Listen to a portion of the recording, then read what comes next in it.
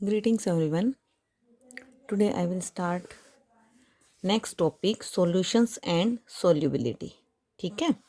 Liquids have the unique property of making solution with solids.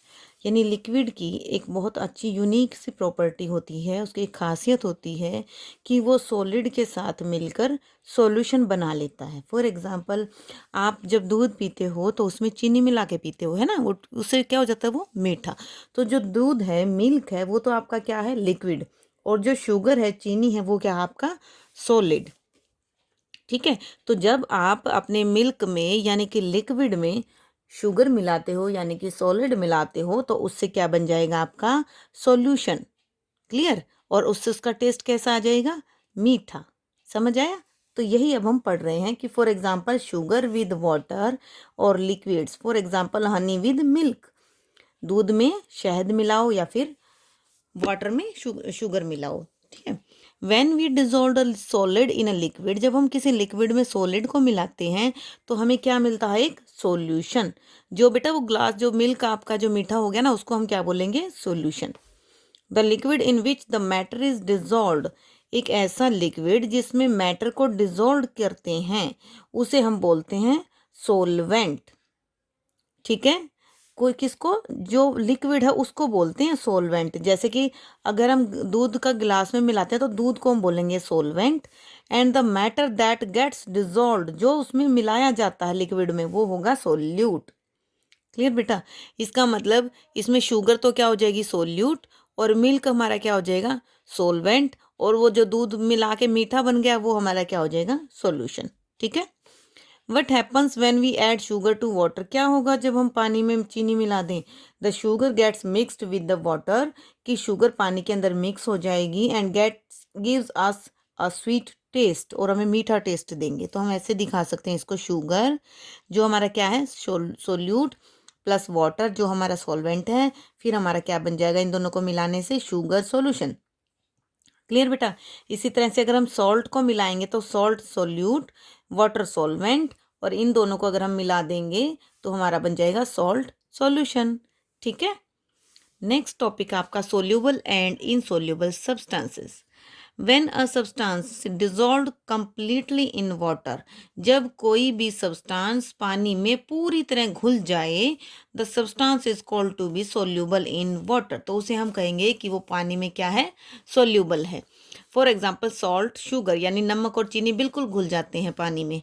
Substance that do not get dissolve in water are called to be insoluble in water, जो substance पानी में अच्छी तरह से घुलते नहीं हैं, थोड़ा बहुत रह जाते हैं, उनको इनसोल्यूबल बोलते हैं. Example would, plastic, oil and sand. ये चीज़ें बेटा अगर आप मिलाओगे, जैसे मान लो मिट्टी को भी अगर आप पानी में मिलाओगे तो वो अच्छे से घुलती नहीं है, नीचे बैठ जाती है बल्कि. Wood, plastic and oil floats on surface of water. ये वुड, प्लास्टिक और ऑयल है वो पानी के ऊपर सरफेस पे तैरते हैं. Whereas sand settled at the bottom of the water container, जबकि मिट्टी जो है वो जो कंटेनर जो बर्तन है जिसमें पानी है उसके नीचे बॉटम में बैठ जाती है. The ability of a substance to dissolve in a liquid is called solubility. जो ये एबिलिटी है सब्सटेंस की कि वो लिक्विड में घुल सके, उसको हम क्या बोलेंगे, सोल्यूबिलिटी. ठीक है. सैचुरेटेड सॉल्यूशन क्या होता है बेटा, when you keep adding sugar to test water, जब हम पानी में शुगर को ऐड करते हैं, a stage will come when no more sugar will dissolve in water. देखो हम मान लो एक गिलास पानी लेते हैं, उसमें शुगर डालते हैं, एक चम्मच डाली वो भी घुल गई, दो चम्मच डाली वो भी घुल गई, तीन चम्मच डाली वो भी घुल गई.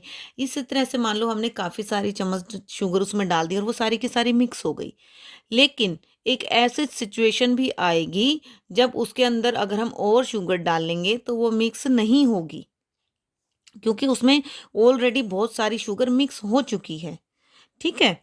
The solution at that stage is said to be saturated. ऐसी स्टेज जिसपे कि वो और चीज उसके अंदर ना घुल पाए, ना डिजोल्व हो पाए, उसको हम बोलेंगे कि वो सैचुरेटेड हो गया है. ठीक है. उस पॉइंट को हम क्या बोलेंगे, सैचुरेटेड. और सॉल्यूशन को क्या बोलेंगे, सैचुरेटेड सॉल्यूशन. ठीक है. Water and other solvent. Water is known as universal solvent, इसको हम यूनिवर्सल सोलवेंट बोलेंगे क्योंकि इसमें सभी चीज़ें जितनी भी अगर वो सोल्यूबल है तो वो इसमें घुल जाएंगी। Because it dissolve many substances, ज़्यादातर ये चीज़ों को डिजोल्व कर लेता है। Other solvent such as kerosene, petrol, turpentine oil, dissolve oil, paint, grease and tar।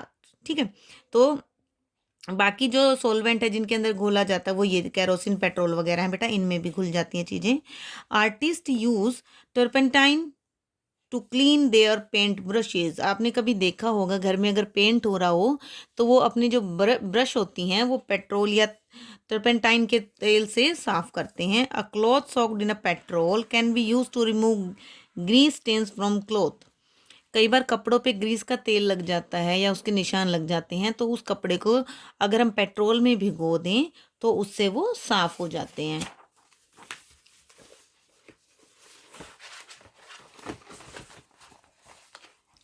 Next है आपका यूजेस ऑफ मैटर। इसके यूज क्या है?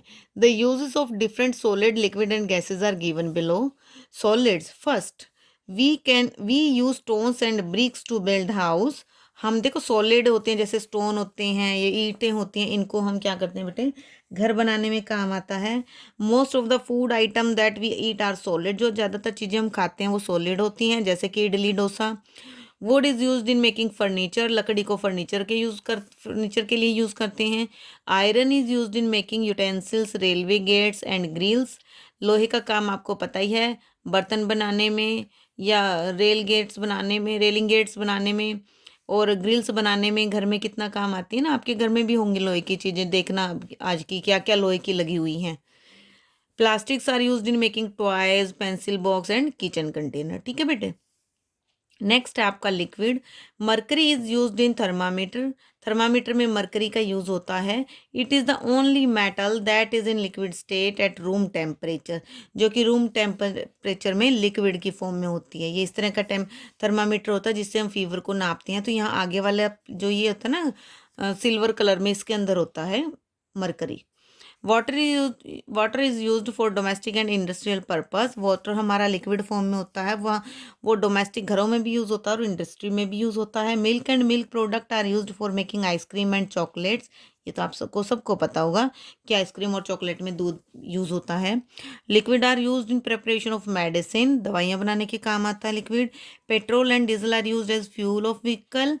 Kerosene is used as fuel of cooking. खाना बनाने के लिए काम आती है कैरोसिन। ठीक है। गैसेस क्या क्या काम आती हैं बेटा? Oxygen is essential for living things. Oxygen हमारे लिए बहुत ज़रूरी है। Plants use carbon dioxide for preparing food. Plants को कार्बन डाइऑक्साइड चाहिए खाना बनाने के लिए। उसके बाद लिक्विफाइड पेट्रोलियम गैस यानी कि LPG is an environmental friendly fuel used for cooking and for running auto rickshaw. जो हमारे